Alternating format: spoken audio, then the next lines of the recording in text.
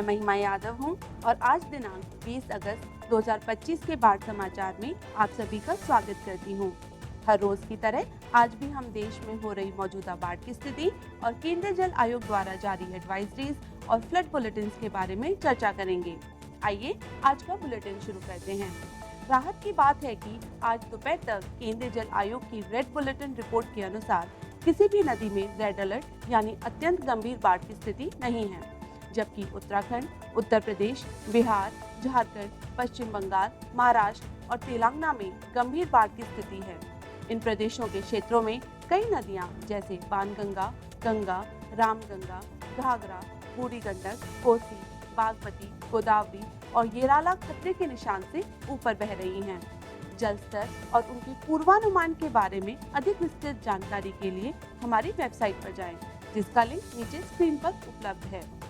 आगे बढ़ने से पहले बात करते हैं पिछले 24 घंटों में वर्षा के आंकड़ों के अनुसार प्रमुख वर्षा प्रभावित क्षेत्रों के बारे में, जो कुछ इस प्रकार है।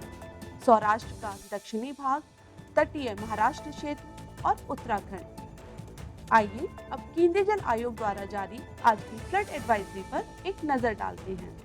शुरुआत करते हैं नई दिल्ली से। वर्तमान में CWC स्थल दिल्ली रेलवे ब्रिज पर यमुना नदी सामान्य से अधिक बाढ़ की स्थिति में बह रही है। हालांकि जल स्तर में गिरावट का रुझान है और आज रात तक इसके चेतावनी स्तर से नीचे आने की संभावना है। महाराष्ट्र की बात करते हैं।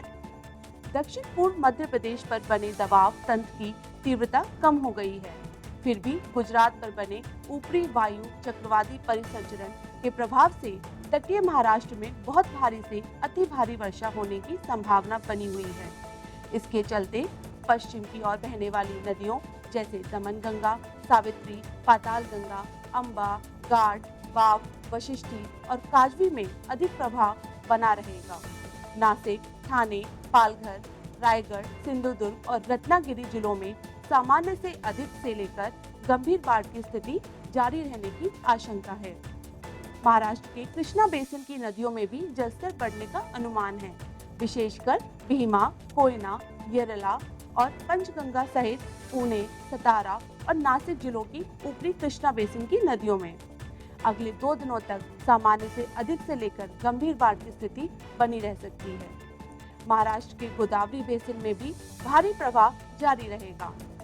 रावरा, मंजीरा, वर्धा, पेनगंगा, वेनगंगा और उनकी सहायक नदियों में अहमदनगर, वर्धा, अमरावती, नांदेड़, चंद्रपुर, यवतमाल और गढ़चिरौली क्षेत्रों में अगले 2 दिनों तक पानी का स्तर ऊंचा बना रहने की संभावना है। तापी नदी और उसकी सहायक नदियों में भी जलस्तर बढ़ सकता है।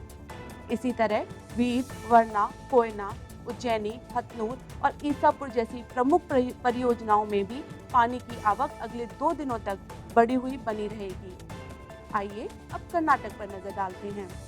पिछले दिनों पश्चिमी तट और आसपास के क्षेत्रों में हुई भारी वर्षा के कारण अगले 2 दिनों तक बेनीहल्ला, मालप्रभा, घटप्रभा, तुंगभद्रा, ऊपरी कृष्णा और तुंगभद्रा की अन्य नदियों में भारी प्रवाह जारी रहने की संभावना है।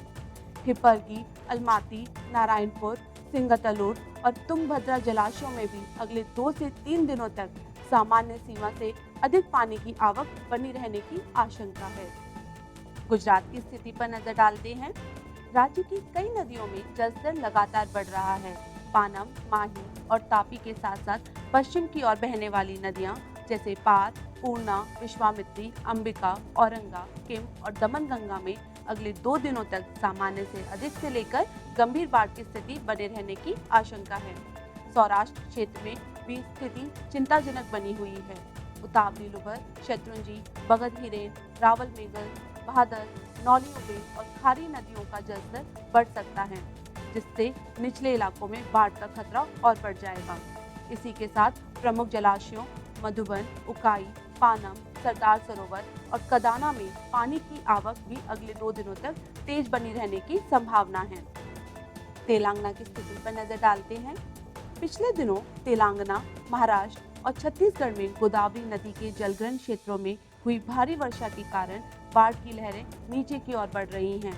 इसी वजह से गोदावरी की मुख्य धारा में अगले 2 से 3 दिनों तक सामान्य से अधिक से लेकर गंभीर बाढ़ की स्थिति बनी रहने की आशंका है।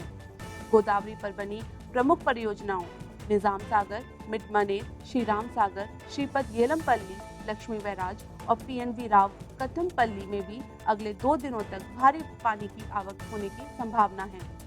तेलंगाना के कृष्णा बेसिन में ऊपरी हिस्सों से आए तेज प्रवाह के कारण अगले 2 दिनों तक मूसी, नागार्जुन सागर और पीडी जुराला परियोजनाओं में भारी पानी की आवक की आशंका है। आंध्र प्रदेश की बात करें तो येलेरू, कोनसीमा, कृष्णा और गुंटूर जिलों में गोदावरी और कृष्णा नदियों के निचले हिस्सों में सामान्य से अधिक से लेकर गंभीर बाढ़ की स्थिति अगले 2 दिनों तक बनी रह सकती है। इसके साथ ही सुनकेसुला, श्रीसेलम, डॉक्टर KLRS, पुरनचित्तला और प्रकाशम बैराज जैसी परियोजनाओं में भी भारी जल आवक की संभावना है। ये थी आज की बाढ़ की स्थिति की सूचना। आप सभी से निवेदन है कि केंद्रीय जल आयोग द्वारा उपयोग किए जाने वाले महत्वपूर्ण शब्दों और पारिभाषिक शब्दावली को समझने के लिए हमारा परिचयात्मक वीडियो अवश्य देखें, जिसका लिंक आपको नीचे दिए गए डिस्क्रिप्शन बॉक्स में मिल जाएगा। सूचित रहें, सुरक्षित रहें और हम आपको अगले बुलेटिन में मिलेंगे। तब तक के लिए धन्यवाद।